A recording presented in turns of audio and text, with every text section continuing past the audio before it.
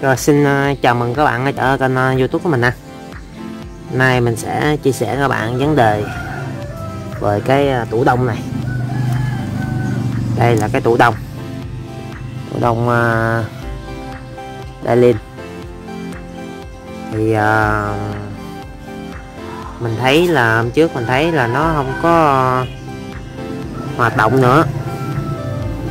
Thế là tủ nó êm gu à, nó không có chạy nữa. Thì mình kiểm tra thì cái máy nén nó không có hư.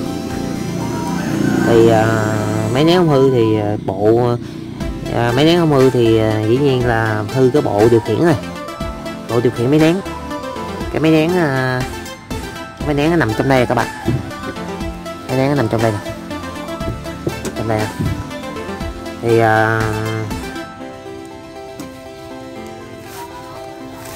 cái máy nén là mình tháo ra và mình đi ghim nguồn 220 vô á, thì nó vẫn chạy vẫn nén, và cái hơi lạnh này nó vẫn lạnh, cái hơi lạnh trong đây nó vẫn lạnh. Vậy là cái máy nén không hư. Thì nó hư cái bộ này nè, đây là cái bộ điều khiển cái máy nén đó. Thì tùy theo cái mức mình chỉnh nè. Mức 0 là mức 0 có gì nè, mức 1 là mức 2, mức 3, 4, 5 nè. Thì mức 1, mức 2 là chế độ làm mát, mức 3, 4, 5 chế độ làm đông đá. Đây là cái đèn báo nguồn, cái đèn là đèn báo máy nén chạy. Thì cái bộ này trong đây là nó có cái thanh này là thanh dò nhiệt,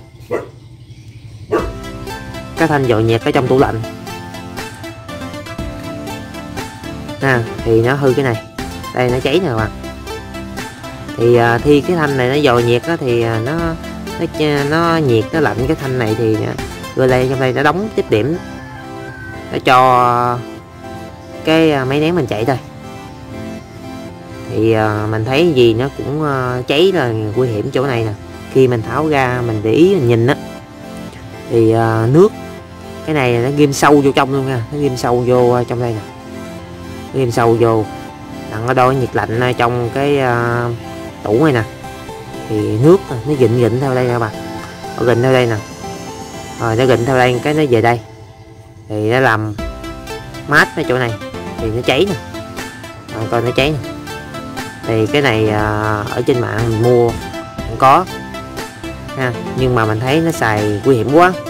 Tại vì ở đây là nguồn vào, các bạn thấy 220 đưa vô đây luôn, rồi nước dưới đây nhiễu vô đây nữa, nên là không có an toàn.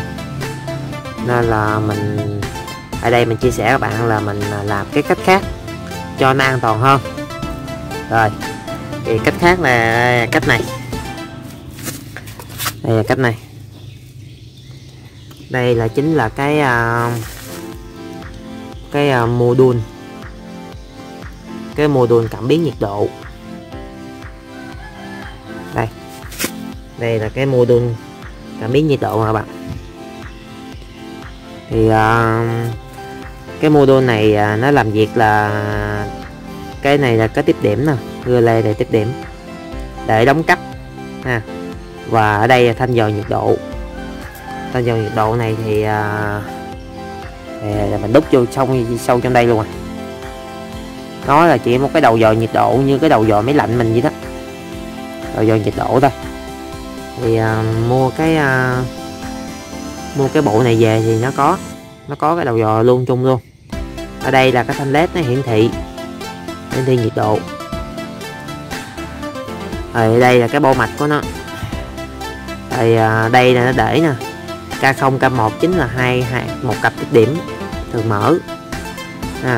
Thì khi mà relay đóng tiếp điểm nó đóng lại nè, relay có điện á, rồi relay có điện tiếp điểm là hở, có điện thì tiếp điểm phải đóng. Còn ở bên này là nguồn 12V 12V với chân mát nè đó. Thì mình đã lấy cái cặp tiếp điểm ra rồi nè, cặp tiếp điểm thường mở nè, và tiếp điểm này 220V để cấp nguồn cho máy nén tủ lạnh đó. Còn bên đây mình cấp nguồn một chiều 12V vào nuôi cái mạch này. Còn ở này là mấy cái nút điều chỉnh Thì bây giờ mình ấy đổ điện vô để mình chỉnh cái này cho các bạn xem nè, chỉnh cho bạn xem cái. Ở đây mình chưa có ghim cái động lực vô nên nguồn 2.2, nhưng mà mình đụng được đó, chút ghim nguồn 2.2 vô thì nó có điện ở đây, chủ tịch điểm này. Giờ mình chưa có ghim nghiền. Rồi giờ mình đấu nguồn 12V vào. Đây là các quy nè, bên đây trừ nè, bên đây cộng nè. Thì cực trừ thì mình đấu ở bên đây.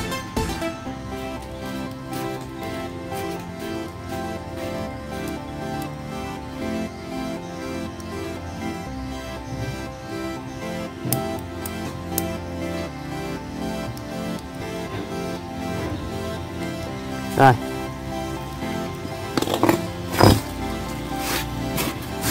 khi mình ghim nguồn dây đèn này nó sáng, đèn led này sáng chứng tỏ là ở đây đã có điện, nó đã có điện rồi đó các bạn.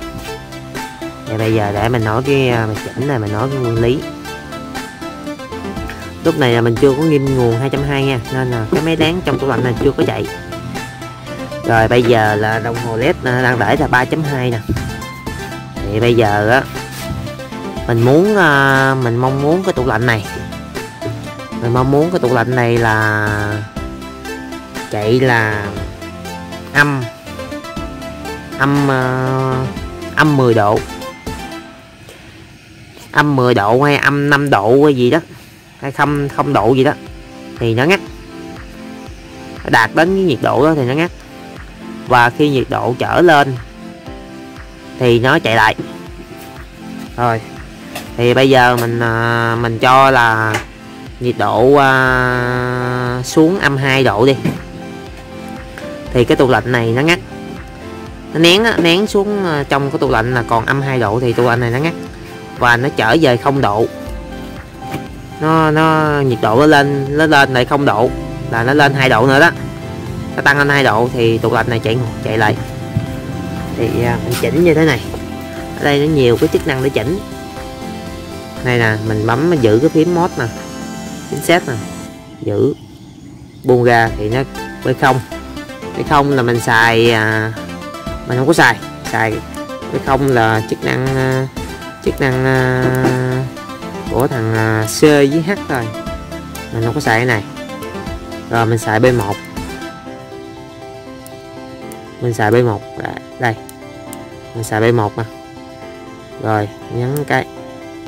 Rồi ở đây số 2 nè, đó mình nói số 2 nãy là mình nói là khi mình để số 2 này á là khi nhiệt độ nó chạy xuống âm 2 rồi, nhưng mà nó tắt tủ lạnh rồi, nhưng mà nó trên âm 2 đó cỡ 2 độ, chênh lệch 2 độ là 0 độ là nó bắt đầu tủ lạnh nó chạy.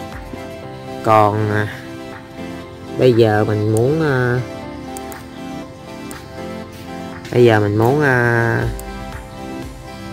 tới 3 độ nó phải chạy thì mình chọn 3 độ. Đây, muốn 3 độ thì mình chọn 3 độ thôi.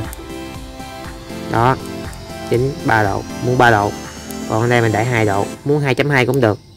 Rồi muốn 2 độ là nó lên 2 độ, nó tăng lên 2 độ là máy nó chạy lại, tủ lạnh chạy lại. Rồi bây giờ mình ra ngoài. Rồi nhiệt độ bây giờ nó đang đo trong tủ lạnh này là 3.2 độ. Thì relay nó đóng nè, là nó cấp nguồn cho máy nén chạy đó, nhưng mà mình chưa có ghim nguồn 2.2 thôi. Rồi bây giờ mình muốn cài cái nhiệt độ mà mong muốn cái tủ lạnh này xuống thấp. Ví dụ như mình cho nó âm 2 độ nó ngắt thì nè, âm 2 độ nè. Còn bây giờ mình muốn âm 3 độ nè. Đó, âm 3 độ là khi tủ lạnh chạy xuống âm 3 độ nó ngắt. Được chưa các bạn? Rồi bây giờ mình tăng âm 2. Mình nghĩ âm 2 độ là mình thử nhiệt độ trong tủ lạnh nó vừa, nên là mình để âm 2. Thì âm 2 này khi tủ lạnh nó lên không á là tủ lạnh này nó chạy lại, mà để chạy xuống âm 2 thì nó ngắt. Nhưng mà nó lên âm 1.8 là nó chưa chạy nha. Nó lên chừng nào cái 0 độ á, là nó đủ 2 độ. Mình chỉnh ở B1 hồi nãy đó thì tủ lạnh nó chạy lại. Rồi đã xong cái mặt này đó. Thì bây giờ thì mình cấp nguồn cho tủ lạnh này nó nén xuống âm 2 độ thì cho nó tắt cho bạn con xem. Khi nó tắt á, thì cái bóng led bên hông này nè nó tắt là nó đạt nhiệt độ đã đủ. Rồi bây giờ mình cấp mình ghim nguồn cho nó nè. Đây. Đó. Là lúc này là cái máy nén ở trong đây đang chạy nè. Đó. Cái máy nén trong đây đang chạy nha bạn. Đang chạy đó. Thì các bạn để ý trong đây nè, nhiệt độ nó xuống từ từ. Nó đang xuống từ từ. Cái này mình không nên đụng cái này nha, trong đây đang có điện. Rồi bây giờ mình để cái này mình nối nè. Là nhiệt độ đang xuống rồi đó, đang xuống từ từ. Mà để ý nè. Rồi mình chạy là giờ các bạn để ý là đồng hồ led để 3.2 độ đó.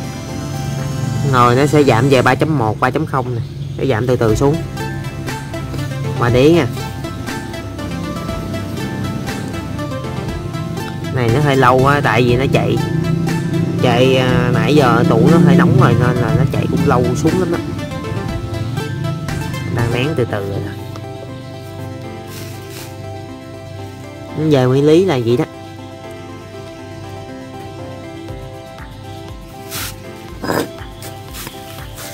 Rồi, đang nén.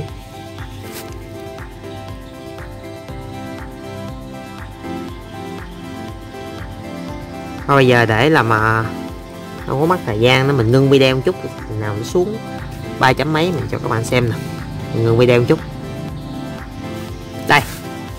Nãy giờ ngừng cỡ phút 2 phút nè, nó đã xuống 3.1 nè các bạn. Rồi các bạn để ý nè, sẽ xuống 3.0 nè. Nó sẽ xuống 3.0.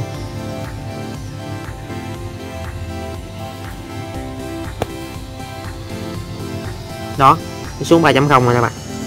Rồi nó xuống 2.9, 2.8. Đó, xuống 2.8 rồi đó. Rồi xuống 2.7 nè, xuống 2.6, xuống từ từ nó đang xuống nhiệt độ âm á. Và nó xuống tới -2 thì nó ngắt.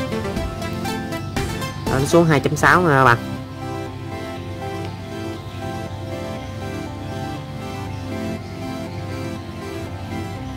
Xuống 2.5. Rồi bây giờ mình sẽ tắt video và mình đợi xuống cỡ âm 1.6 là mình bật ngược lên đặng cho các bạn thấy cái mốc và -2 độ là nó sẽ ngắt. Rồi mình đợi thôi. Rồi bây giờ mình đã nén xuống độ lạnh nó được 0.6 độ rồi các bạn. Xuống 0.6 rồi đó. Thì nó xuống 0.6 tới 0 rồi tới âm 2 là nó ngưng đó. 0.6 rồi. Xuống 0.5 rồi xuống 0.4 nè.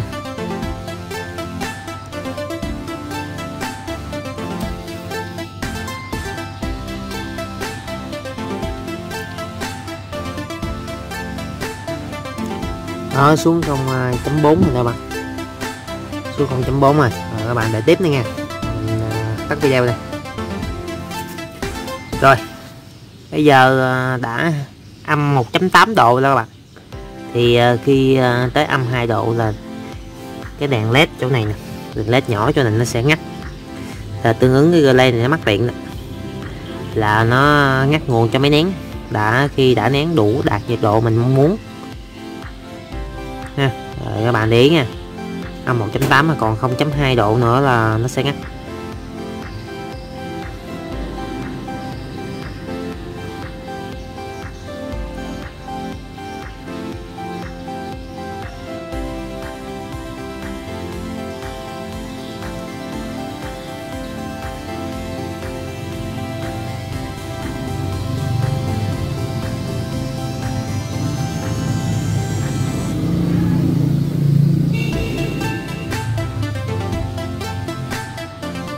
Gần rồi đó, nó gần đạt nhiệt độ tắt rồi đó.